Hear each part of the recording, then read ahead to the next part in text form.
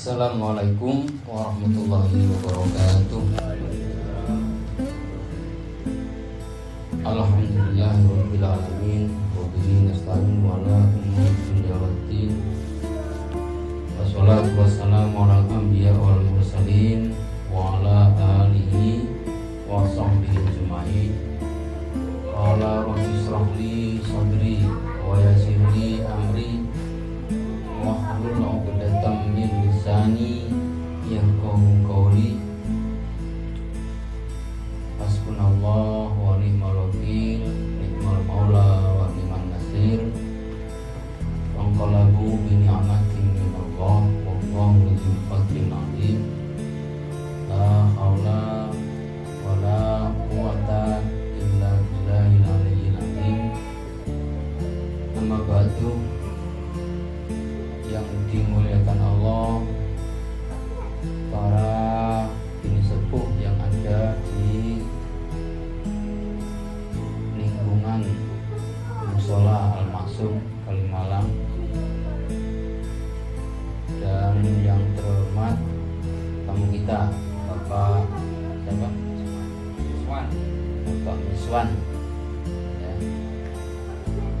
Semoga kehadirannya menjadi saksi dengan kabeh bahwa dengan termasuk orang-orang yang cinta terhadap Allah Subhanahu wa Ta'ala, dan menjadi saksi pula sebagai amalan saleh dalam kehidupan ini, dan juga semoga menjadi manfaat untuk memotivasi diri sehingga pertemuan malam hari ini dengan semua menjadi orang-orang yang penuh semangat dalam menghadapi dinamika kehidupan, yang naik turunnya kehidupan.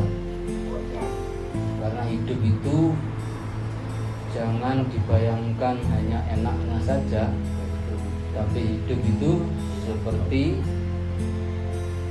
roda, ada sumbunya, ya, ada kutubnya, ada kutub baik dan kutub buruk, ada kutub senang dan ada kutub tidak menyenangkan. Oleh karena itu mohon untuk teman-teman jamaah yang ada di luar untuk masuk ke dalam saja supaya lebih hikmat. Kemudian seperti yang saya katakan tadi malam, dengan agar tercatat sebagai orang yang genggam gembira menyambut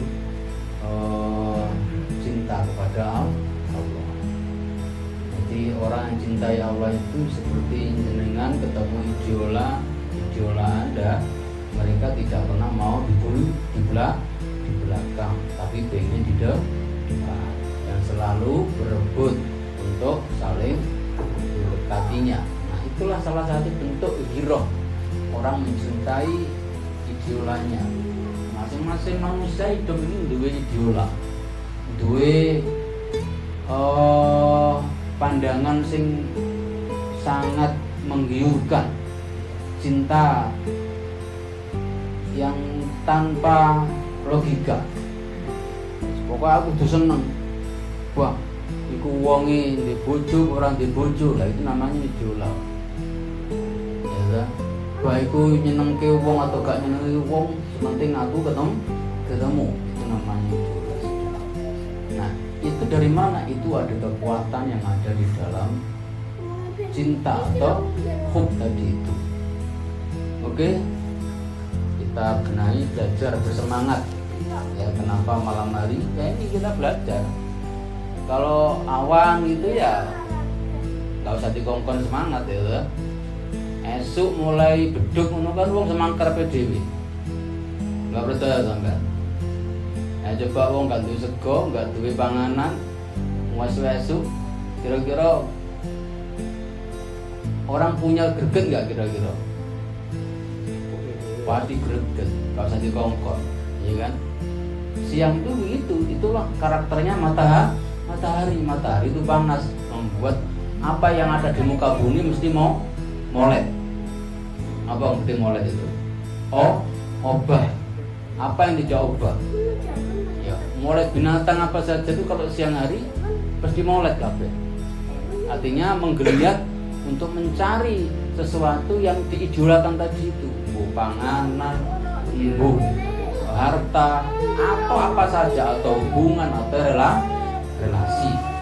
Nah, itu sudah karakternya siang hari. Begitu juga di malam hari. Malam hari itu adalah karakternya adalah sunyi, senyap, atau lengah, atau lalai. Itu di malam hari. Namun itu yang disukai oleh Allah, disukai oleh Tuhan. Tuhan itu menyelinap di kesunyian, ya. Tuhan itu menyelinap di mana orang lengah dengan tidurnya, ya lagi enak-enaknya tidur, enak-enaknya kelon gitu kan.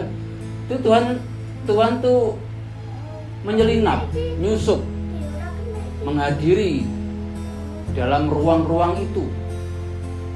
Nah, pada saat Tuhan tuh hadir di samping kalian, tapi kalian tidak pernah menengoknya. Tapi jenengan tidak punya kesadaran kalau Allah itu hadir bersama Anda. Kenapa? Karena perhatian Anda tetap pada nafsu. Siang malam hari nafsunya ning apa? Ning tidur, ning bantal, ning kelok. Kalau siang hari nafsunya kemana? Nah, duit, boleh pangan, ya wis ning Tegal sawah. Itu nafsu kabeh semua. Dan itu nggak perlu belajar, dan itu nggak perlu sekolah, dan itu nggak perlu dikongkon-kongkon. Wong sak bodoh-bodohne wong itu ya wis umek karepe dhewe. Seperti itu. Tapi yang namanya ketemu Allah itu wajib melalui bimbingan. Tanpa bimbingan tidak akan mungkin. Karena dibimbing saja manusia masih balelo. Kenapa? Isek katut karo magnetnya acara Gus Lidin tadi. Magnetnya dunia. Begitu. Kenapa para nabi datang? Ya itu fungsinya. Nabi itu bukan menyelamatkan Anda dari susah, tapi Nabi itu membimbing, membina, mengasah, mengasuh agar Anda menjadi orang yang cemerlang gitu loh. Supaya jenengan punya semangat gitu. Kenapa digambarkan perang? Ada perang Badar, ada perang Uhud gitu kan? Perang Badar contoh pertama kali perang ada di masanya Rasulullah Nabi Muhammad. Yang isine 300 musuh 1000. Berarti 3 banding 10, 1 banding 3. Iya. Wong 1 dikeroyok wong 3. Tapi tetap menang. Artinya begini. Meskipun tuh Anda dikeroyok oleh berbanyak masalah, tapi Anda kudu punya semangat melampaui daripada 3 orang yang ngeroyok masalah tadi gitu loh. Masalah duit, yes, gitu kan. Masalah bojo merengut, iya, loro, ya. Masalah apa meneh? Tak utang, iya. Gak apa-apa, tapi Anda harus di atasnya itu. Jangan Anda tenggelam dengan perengutane bojo. Bojo menuntut Anda wedi mekekek gitu ya. Ya Anda gak akan lolos, Anda gak bisa menang. Perang Badar itu begitu. Dia dikeroyok dan ketakutan, kematian, apalagi jelas pasrah, mati wae wis itu. Kalau pancen bener ana Gusti Allah, aku pasti menang, pasti aku orang mati. Meskipun jane iki medane medan mati gitu. Arealnya lingkungan mati menganaskan itu, ujung panah seliweran 1000 panah. Membantai 300 orang itu apa enggak mudah gitu loh.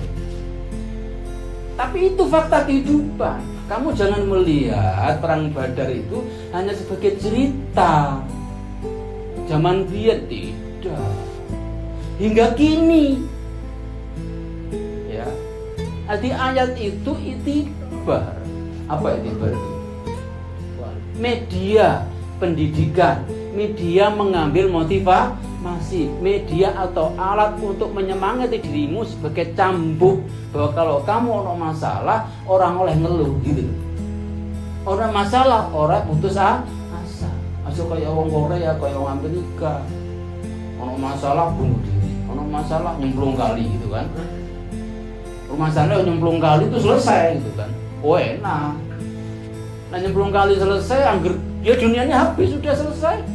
Karena dunia tempatnya masalah. Apa dikira masalah itu kepada orang yang miskin? Wong kan duit. Oh, gak duit itu utang akeh. Yo, pengen roh aku sapa sing utangnya akeh. Saya tanya gitu loh. Biar tahu gitu loh. Ya. Saya tuh punya klien di Surabaya, rumahnya tuh di Graha Family the best house. Ya.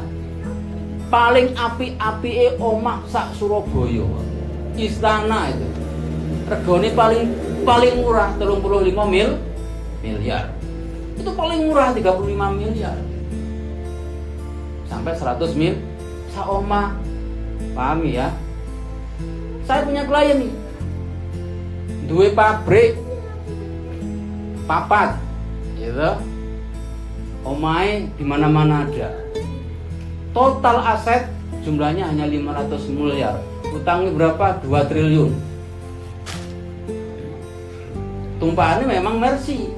Kalau wong waya pamer, waya ono pesta Mercy digowo, BMW digowo. Waya kerja, numpak penter. Gitu. Dibayang kena kebul raine metu ireni juga. Itu derita enggak kira-kira? Hidup bertopeng itu namanya. Ben dianggap wong aku wah diriwangi utang 2 triliun, asetnya mung 500 miliar. Kau paham itu? Awakmu tak utangnya biro? Artinya saya hanya membandingkan gitu ya. Wong keluh kesah itu ora wong sing melarat tok. Mas sing ketorone sugih ku yo keluh kesah. Saya kita tanya juga. BUMN sa Indonesia mulai Pertamina, PLN ya. Sampai Adikarya, Cipta Karya sing duwe tol sa Indonesia kuwi. Nindakara sing bangun aspal sing mbok gawe saiki kuwi. Ora ngeluh. Ngeluh utange akeh, triliunan. Direktur ngeluh, Pak. Pertamina itu loh, defisit satu semester itu rugi 200 triliun. Kau pahami itu? Piye caranya gitu loh. Jadi Anda tuh jangan merasa aku sayang itu wong dadi wong melarat terus aku ngeluh kesah muring-muring. Ojo. Anda tuh punya Tuhan. Anda punya Allah. Innallaha ma'ana. Kenapa kalau innallaha ma'ana kok padha mbek mereka? Ya kan? Mereka kalau kesah ngamuk, kalau sumpek ning diskotik, kalau sepuk, kalau sumpek nang nyenuk gitu kan? Wajar mereka tidak menganggap Allah itu ada. Allah hanya sebagai perlambang kayak Garuda Pancasila. Ditempelin kono kok lafal Allah itu kan padha lambang Garuda Pancasila. Sapa sing iso ngeden-ngedeni kuwi? Mau wedi niku kono? Nggak mungkin. Apa itu kesadaran orang hidup?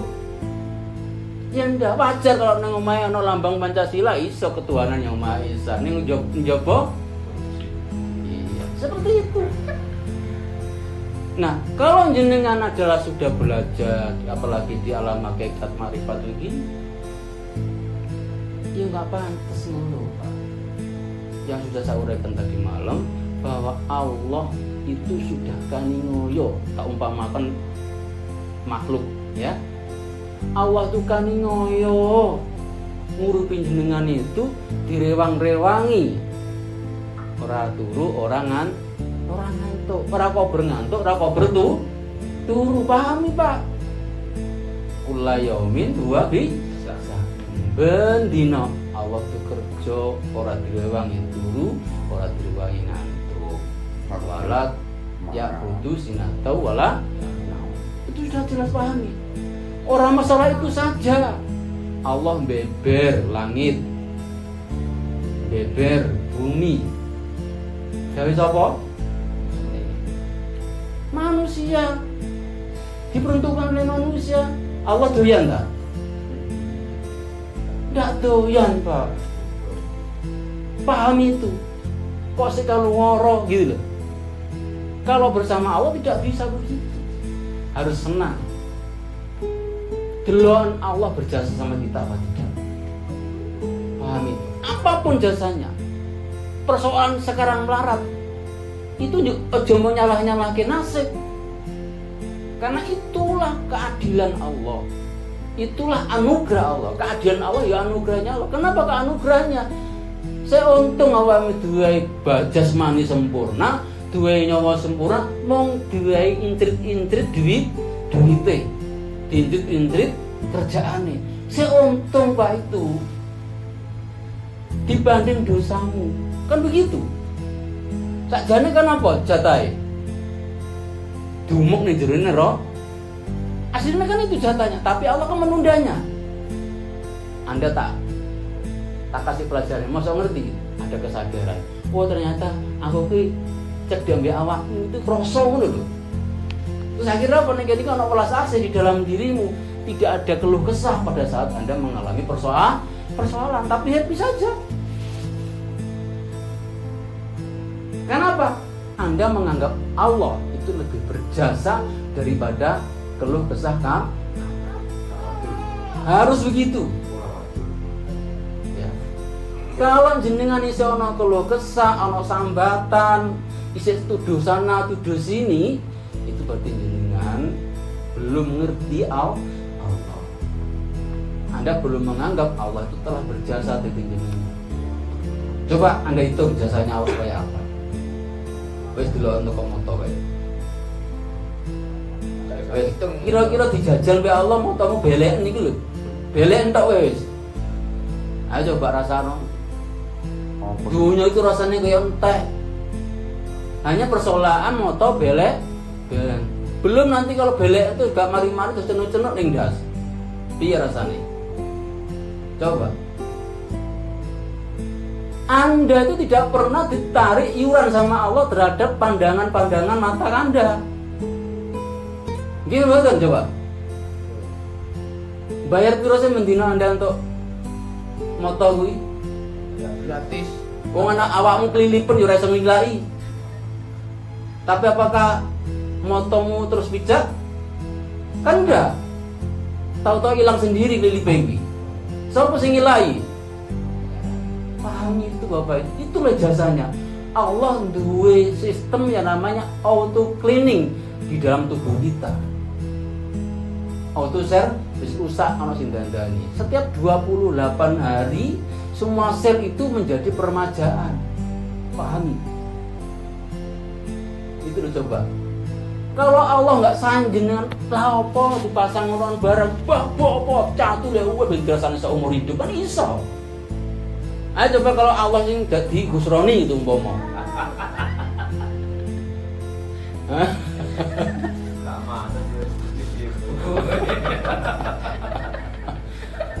Ayo coba kurang sayang apa Gusti Allah itu Pak. Apalagi Allah mau ditempel-tempel nang tembok ngono terus saja Pak. Sopo nggak kesinggung mau Gusroni itu ngono. Aku dicantol ning kono dinek terus umpama. Ora tau delinge. Allahu Akbar eling utang. Apa enggak kurang ajar gitu coba? Allahu Akbar eling rujul. Lah aku mau cantol ning kono gak bawa wasi belas iki lho. Terus gak bawa iling ning bathuk terus piye? Apa itukah yang disebut ajaran agama? Kan bukan itu.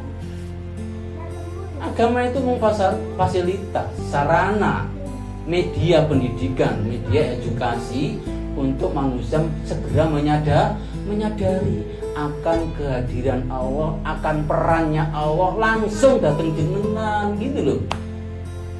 Bukan untuk menghafal-hafalkan Al-Quran 30 juz mungkin ora. Apa nggak boleh hafal Al-Quran? Duh, ya boleh, malah api. Ya iso mraktekke. Lah gak iso mantek nih. Kan dadi duraka malian. Senjata makan tuan. Atau menjadi senjata bumerang. Sama seperti itu. Wong duwe ilmu kok kate manfaat nih, kira-kira ilmune ngantem awake dhewe ora Bu? Pahami itu Bapak Ibu.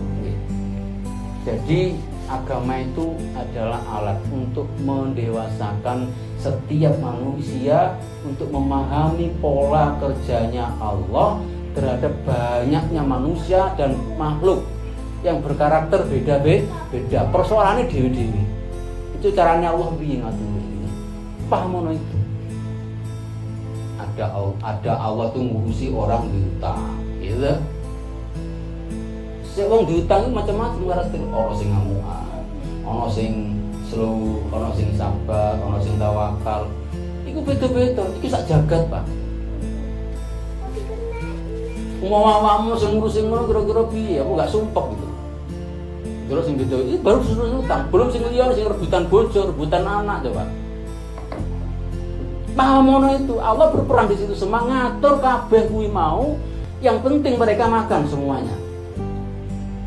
Faktanya koyoke Anda tuh punya masalah, koyo gak duwe beras, koyo gak duwe duit gitu. Nyatanya sampai detik ini makan enggak? Urip, mangan. Koyo opo koyomu kan tetep ae ngupo ya. Iya kan? Contoh, nyekolahane anak seolah-olah koyo itu ora iso bayar SPP. Iya enggak? Nyatane ya gul. Kuwi sapa? Itu pahami Allah berperan. Anda judek di satu urusan, nyatanya di balik kejudekan itu pada saat kamu sudah leleh hatimu, kemudian menyerah kepada Allah, pasrah, wis gak ono sing toleh meneh, maka petunjuk muncul solusi. Tapi kita nggak pernah menyadari kalau itu perannya Allah. Jadi ono wong sing dulurku sing marani, ana sing ngono. Keliru, Pak. Sing ngongkon dulur gelem ku sapa? Seperti apa kau sing tadi jenenge nyele utang gak diutangi barang ngono kan?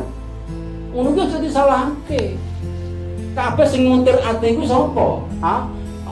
Allah berperan meniwayai orang itu dapat data dari situ, ya duntir lomane muncul begitu kan. Kalau guru wayai rezeki nih, ya artinya duntir untuk sumpet, nggak bakalan iso ngowahi dan sifat lomane akan ditutup channel itu. Ngono kuwi kabeh Allah mau. Jadi rezekinya Allah itu yang bersifat keuangan itu dititipkan di dompet manusia semua. Kalau sing leleran melalui jin setan goib iki gak ono, Pak. Ya ta? Nah, ono jin setan goib wis selesai itu. Wong sugih kabeh. Wong setan iso dibujuk karo nyawangi ya kan. Pakai Jafaron mulai setan koyo ngah, duwe-duwe awakmu ini kan. Paham itu? Belum lagi kasih jin apple. Selesai.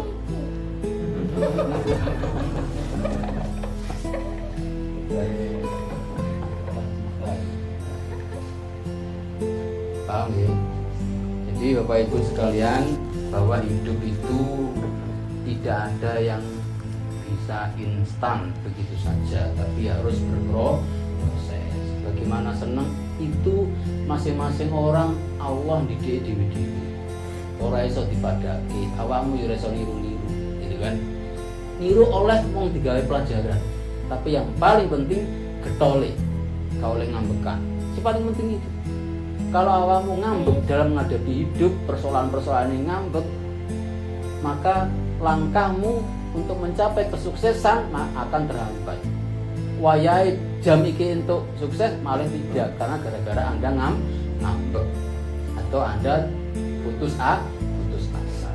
Misalnya Allah pas selalu wanti-wanti, wala tayasu min rahmatillah. Ojo pisan-pisan awakmu merasa putus asa.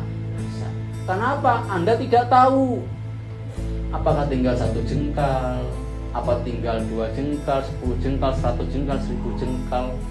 Pencapaian rezekimu itu loh, Anda tidak tahu. Kadang tinggal 1 jengkal wis gak kuat mogok karo miso-miso ngamuk-ngamuk akhirnya gelundung mana yang ngisor. Anda akhirnya merangkak lagi ke atas sehingga hidup Anda tidak pernah selesai gitu. Mana sekali Anda melangkah di jalan-jalan Allah ini, jadu fi sabilillahi bisarra'i wad-dharra'i wal kazimina ghaiza wal 'afina 'anil nas, ini tidak boleh berhenti. Enggak boleh berhenti oleh terhadang oleh masalahmu, terhadang dengan aku ini melarat, enggak ono cerita begitu. Itu loh bisarra'i wad-dharra. Anda wajib yang namanya jihad fisabilillah itu ketika kamu punya duit atau ketika kamu tidak punya duit blas. Jelas ono itu roh. Paham ya? Kalau ada itu langkah aja terus. Masa ngerti sak langkah aku rono ono penyelesaian tidak tahu. Wong Allah itu saenake dhewe. Allah itu fa'alu lima yurid. Sakarepe dhewe awakmu langkah 10 langkah dhewe ya bisa. Atau awakmu sak langkah dhewe ya iso. Bahkan kamu beribu-ribu langkah enggak dhewe ya Allah gelem wae. Kadang-kadang Allah itu mencintai hambanya itu jarak gitu loh. Orang mau dijarak sak langkah 2 langkah. Justru yang mau duwe persoalan sak langkah, 2 langkah, 10 langkah itu Allah tidak mencintainya gitu loh. Anda disepelekan bi Allah, diremehkan bi Allah. Entukmu sak mono kuwi. Tapi kok sampai bertahun-tahun sampai beribu-ribu langkah Anda belum mendapatkan nikmatnya. Itu yang dicintai oleh Allah. Satu saat Anda akan menerima sesuatu yang depositonya besar. Yang Anda menjadi terbelah. Allah tuh sing pengennya senengane kan jeneng apa? Memberi surprise. Ngaget. Allah tuh mengerjakan kepada manusia itu mengagetkan semua gitu. Orang kaya rutinitas yang pada sama-sama manusia. Dewe sak gajian, rong gajian, enggak.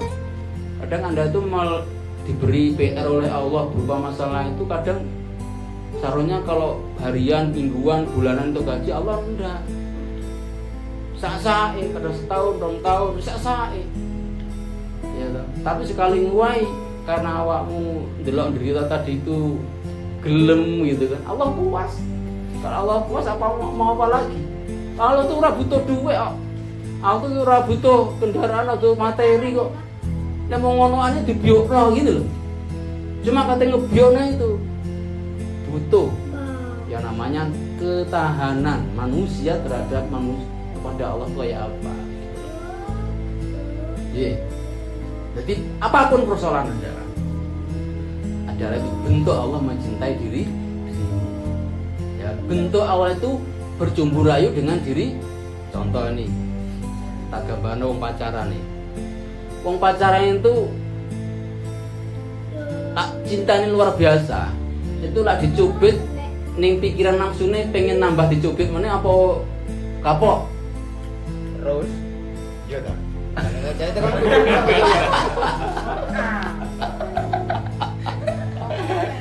Iya ta? Pasti roh saat ini pengen cubitin mana dek, gitu kan? Semakin dicubit semakin mesra gitu loh. Allah juga begitu.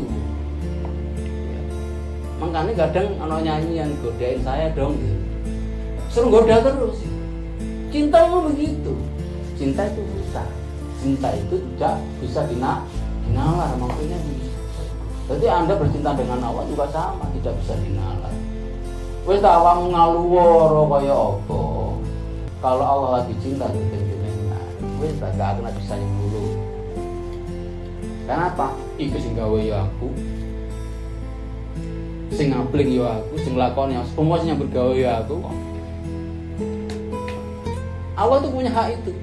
Anda mau apa? Siapa yang bisa nolong? Gak ada. Dokter gak bisa. Wong sugih ya ora iso. Apapun gak bisa. Bank juga gak bisa. Malah kamu ditekuk bang. Paham itu?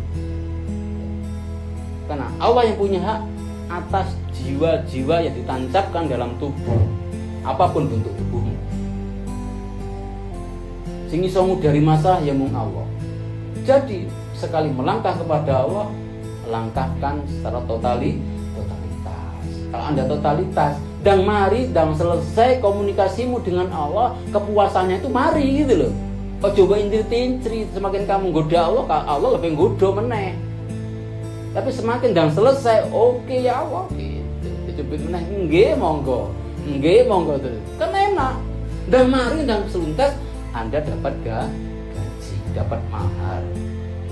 Selesai, kalau dapat mahar, awakmu lega, wes selesai, Anda merdeka. Kalau sudah merdeka, sudah, Anda nggak usah kok kalau satu kompon yang bergaris. Jangan sudah pakai, ini aku bukan, Anda senang, wes, kok no khawatir. Jadi ciri khas selesainya seseorang telah diuji oleh Allah adalah apabila dalam bentuk fisiknya satu, ayyukum ahsanu amala. Bila perilakumu sudah membaik, lebih baik daripada sebelumnya, akhlaknya lebih baik. Contoh berhubungan dengan orang lain itu tidak memandang sebelah. Melihat perilaku orang lain, Anda tidak lagi mengkafirkan. Melihat perbedaan orang lain sudah tidak lagi menyalahkan. Anda netral. Anda, oh iya, kira yang ngalami ngono. Begitu saja selesai sudah. Tidak perlu dasar kau nggak pinter, nggak begitu. Nah, kalau masih Anda gregetan delok wong liya salah, nah berarti Anda belum mencapai pada hasil yang dikehendaki oleh Allah. Karena Allah sudah jelas, innamal mauta wal hayata liyabluwakum ayyukum ahsanu amala. Allah ndadekno persoalan apa wae itu wong digawe supaya perilakumu lebih baik dan lebih cerdas. Itu satu. Yang kedua dalam bentuk batin, dalam bentuk rasamu dan pikiranmu. Apa bentuknya perubahan itu? Inna awliya Allahi la khaufun alaihim walahum yahzanun. Selesai rasa khawatirmu, selesai rasa takut. Anda sudah nggak punya takut, Anda nggak bisa khawatir, Anda nggak punya ragu dalam melangkah kehidupan ini. Apa yang persoalan hidup ini Anda pasti sudah tidak ada yang diragukan lagi, bahwa setiap kebijakan Allah adalah baik. Setiap kebijakan Allah membuat kita menjadi maju, bukan iyalah enggak, sudah tidak ada itu. Yang kedua, yang ketiga bentuknya walahum ajrun wairu min haitsu la yahtasib. Mereka itu akan mendapatkan kebutuhan-kebutuhannya itu tidak perlu minta, sudah otomatis.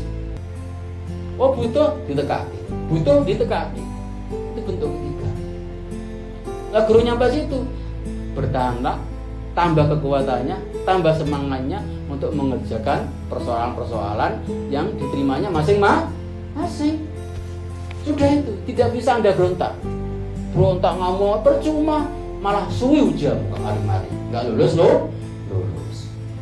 Itu yang perlu saya sampaikan. Mungkin bisa dipahami oleh teman-teman untuk memaju agar menghadapi hidup ini lebih baik, lebih ringan, sehingga tidak ada yang disebut dengan kegagalan. Hidup itu maju terus.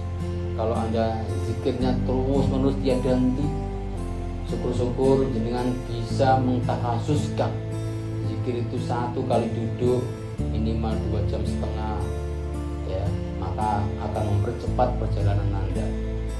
Tapi lah Anda masih mengabaikan zikir itu, menggawe sampingan, tapi hanya mengutamakan pendawimu, mengutamakan kerjamu, mengutamakan kesenangan nafsumu, maka ya Allah juga akan menyampingkan itu.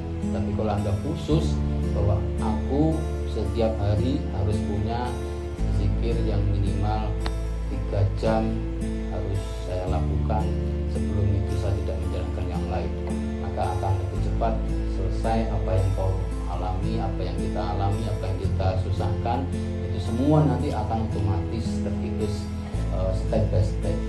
Bisa dipahami itu gitu. Jadi jangan menunda. Kalau Anda menunda, maka persoalan tidak akan pernah selesai. selesai maka semakin menumpuk, karena kehidupan kita ini melewati masa, melewati waktu ke waktu. Setiap waktu itu ada maksiat, setiap waktu itu ada hal-hal yang bersifat negatif. Energi negatif itu selalu menghampiri tubuh kita, Bapak Ibu.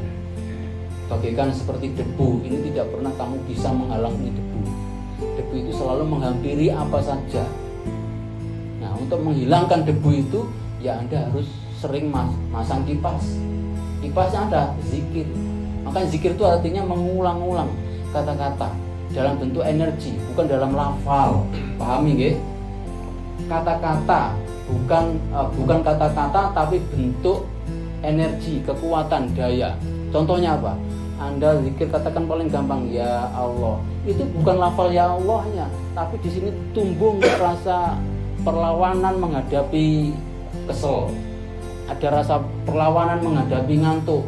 Ada nggak perlawanan menghadapi persoalan-persoalan itu? Nah, ada daya ya Allah, kemudian ini muncul seret, kekuatan semangat, kekuatan lebih cerah, tidak ada problem, tidak ada sambatan kesel, tidak ada sambatan ngantuk. Nah, itu yang disebut dengan firman. Itu yang disebut dengan daya, haulah dan kuah. Okay? Itu yang paling penting. Karena itu bentuk bibit untuk menuju Tuhan Anda. Tanpa itu, ya Anda tidak akan menemukan apa-apa. Pahami? Jadi zikir itu bukan betul ya la ilaha illallah, ya Allah, ya Allah, tapi tidak orang soni. Ini apa ngeblak. Tapi awal-awal tidak apa-apa, itu karena latihan. Jadi, tapi Anda punya semangat, kok kudu krasa piye, rasane piye. Ya mari ngono ngeblak, enggak apa-apa. Teruskan sampai Anda itu pasti satu saat terbentuk.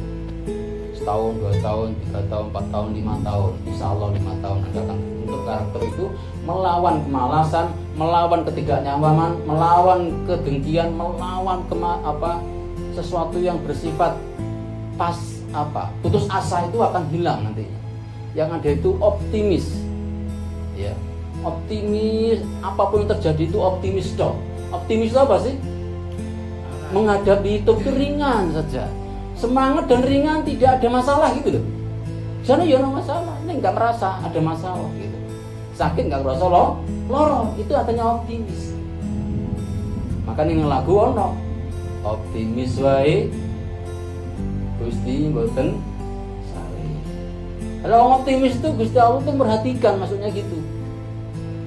Tapi kalau kamu nggak optimis, ya wes loro dijarno gitu. Loro itu artinya ditambahi lorone gitu. Kalau Allah itu nggak sare, memperhatikan dirimu, lorone itu dicabut, tapi tetap Anda merasakan, tapi Anda mengalaminya sakit itu. Kenapa? Tadi malam saya sebutkan bahwa sakit itu wajib, bukan wajar. Sakit adalah wajib, persoalan adalah wajib. Kenapa? Itu alat, itu media untuk menebus semua maksiat, semua dosa. Dipahami itu. Oleh karena itu kalau Allah itu sayang dengan jenengan itu ngerasa nih Gusti Allah, maka Allah nggak sari. Kalau Allah nggak sari, artinya awakmu loro, krasa loro ini dicabut, tapi loro ini pancet, penyakitnya pancet di situ untuk menyelesaikan persoalan-persoalan dosa-dosa itu. Pada masanya nanti kulu ajali musamma. Pada masanya nanti semua persoalan itu akan dicabut, diselesaikan oleh Allah. Kenapa? Sudah lunas. Kalau sudah lunas selesai sudah. Nabi mana tidak mengalami itu? Semua mengalami itu. Nabi Ayub ngalami Bapak Ibu. Tapi kan dicabut rasa loroni. Meskipun belum tahun, gitu. Meskipun ulere kelogat-kelogat yang jeruni tubuhnya dia. Tapi rasanya dicabut. Kenapa? Karena Allah mboten sari wau. Allah memperhatikan terus. Kenapa? Ya ini kan untuk menyelesaikan karmanya istilahnya, menyelesaikan persoalan-persoalan masa lalunya. Soalnya ditebuskan, diresiki, kemudian Allah berkenan. Allah berkenan apa? Antara din sudah minggu. Allah senang, dirimu senang. Apa yang terjadi? Kembali semula sempurna ketika kamu berada di sana. Itu aja yang perlu saya sampaikan malam hari ini. Mudah-mudahan ini menjadi sebuah pandangan yang bisa dijadikan acuan, rujukan untuk menghadapi problem-problem kehidupan kita di masa kini dan yang akan datang. Dari saya, kami akhiri. Wabillahi taufiq wal hidayah. Wassalamualaikum warahmatullahi wabarakatuh.